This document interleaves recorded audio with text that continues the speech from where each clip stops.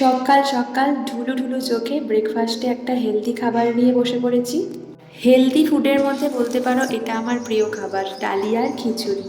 তো ফ্লিপকার্টে অর্ডার করেছিলাম একটা শ্যাম্পু, সেটাও দেখি এসে গেছে। আর কোনো নতুন জিনিস এলেই তার প্যাকিং খুলে কখন যে সেটা দেখবো সেটা ভেবে আমার মতো কারা এক্সাইটেড থাকো আমায় জানিও।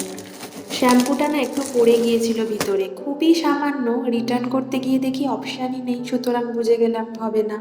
আমার ভিডিওতে তো তোমরা খাওয়া দাওয়ার ছবি দেখতেই পাবে, যদি সেটা অনলি রেসিপির ভিডিও নাও হয় তাহলেও পাবে, কারণ আমি মনে প্রাণে খাদ্যরসিক মানুষ। মা আজকে করেছিল গরম গরম মাছের ডিমের বড়া। অনেক দিন পর মাছের ডিমের বড়া দিয়ে ভাত খেলাম। একটা একটা করে তো আমি অনেকগুলো গরম গরম ভাজাও খেয়ে ফেলেছিলাম। গরমের দুপুরে আমের সাথে আমাদের বাড়িতে কিন্তু লিচুর আগমনও ঘটে গেছে। মা আর আমি মিলে দুপুরবেলা লিচুর ঝুড়ি নিয়ে বসে পড়েছিলাম লিচু খাবো বলে। তো চলো টাটা, আবার দেখা হবে নেক্সট কোনো ব্লগে।